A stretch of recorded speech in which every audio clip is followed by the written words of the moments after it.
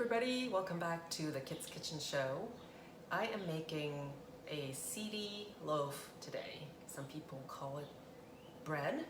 In fact, it's a recipe sort of derived from this recipe called the life-changing loaf of bread. And I think it was really big in like 2014, 2015. I will link back to that original recipe. But if you know me by now, I have sort of morphed it into something that works for me. And it is a recipe that my parents actually use and make, I think, on a weekly basis. My mom can correct me in the comments if you want to, but I think that my parents eat a piece of this loaf every morning with their breakfast. And I'm just craving it right now. Sometimes I eat my coffee with the little kids cookies that I've shown you before, but I want this loaf tomorrow. So I am gonna make it, and I will show you how easy it is. It is the only hard thing is that you need a little bit of patience because we are mixing these ingredients, and then we have to let it sit for a couple of hours before we bake it. And it's actually a 2 baking situation. The first 20 minutes we bake in this loaf. I'm gonna use this silicone loaf pan, and then we actually flip it. We take it out of the pan and we bake that again for 30 to 40 minutes. So just takes a little patience, but the reason that it's called life-changing, I think, is because it is almost medicinal. If you struggle to get enough fiber into your daily eating situation, this is it. You just have a piece of this a day, and that's all you need, because as you can see, we have a lot of fibrous foods right here, just so nutrient rich and very high in fiber. We have oatmeal, flax seeds, we have seeds. I'm putting raisins in there because I love a little sweetness. And psyllium husk is one of the key ingredients, which is really good for just to help us with digestion, right? Especially if you have trouble going to the bathroom. This is going to be life-changing for you. So if you can think of it as like a therapeutic piece of bread that you can eat and enjoy and also good for your digestion, this is the loaf. Okay, so let's make it. I'm gonna move this out, and seriously, it's just dumping all these ingredients into a bowl, and we'll put it into the loaf pan and have it sit for about 2 hours. So oatmeal, 2 cups of oatmeal, and I like the rolled oats because it's just a little bit better texture for me. Sunflower seeds, 1 cup of that. I'm doing 1 cup of pumpkin seeds.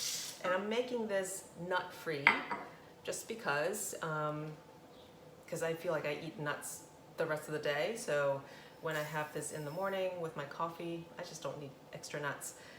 That was flax seeds, whole flax seeds, and 1/2 cup of raisins. That's optional, but I highly recommend, or you can substitute like craisins or any other forms of dried fruits that you like. Apricots, dates would be really yummy. I'm gonna do 1/2 tablespoon of cinnamon. So nice and aromatic. Cinnamon is actually very medicinal in Chinese medicine. It moves blood, so it just helps you wake up, moves your qi, moves your energy, moves your metabolism. Psyllium husk, and it's in the bulk if you're shopping at Bexley Natural Market. It's not one of those things that you can just like see, so you might have to ask. A dash of salt, a couple of tablespoons of maple syrup. So today I was talking with my friend John, and she is an Ayurvedic practitioner, and she told me something that I don't think I knew before, and that is honey in Ayurveda should not be used to cook because of its cloying nature. So it's better if you want to cook and sweeten something, it's better to use maple syrup. So there you go, a little factoid. Olive oil, 2 to 3 tablespoons of that. And that's it. And I'm going to mix this and add a little bit of water to it and really just let it sit in the loaf pan. See, isn't that just like, I mean, it looks like granola, right? So if you think about it, it is sort of granola in a loaf form, just with a little bit of extra fiber from the psyllium husk. So you could just bake this like granola, but something about slicing a piece from a loaf and toasting it. And sometimes I even put like a little dollop of jam or a little dollop of peanut butter if you so desire. But this right here is great because it's for people who are gluten-free, nut-free, dairy-free, and they can still eat this and enjoy it to the max. All right, let's add water. I'm gonna add to this 1.5 cups of water, and while it sits, it allows all the oatmeal, what do you call it? Just makes it meld together. That's probably a better term for that, but it's not coming to me right now. So from here, I'm going to transfer it to the loaf pan. I love this loaf pan because it is non-stick. I don't really have to do much. Everything comes out like butter. Without using butter, it just slides out.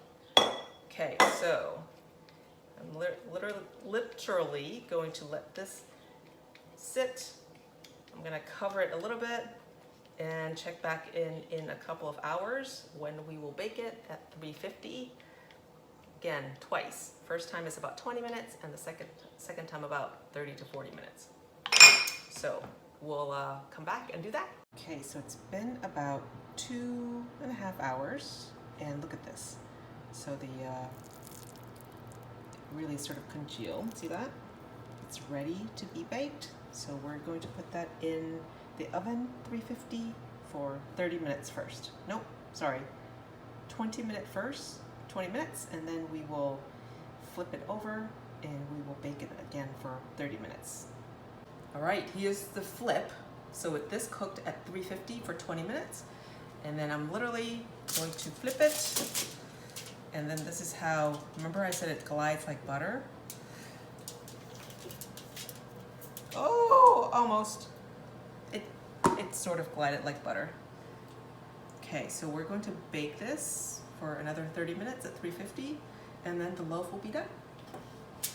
The loaf is out, and it's gonna cool a little bit, and then I will slice it so you can see what it looks like inside.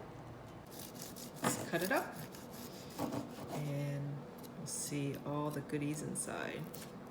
Ooh, hello.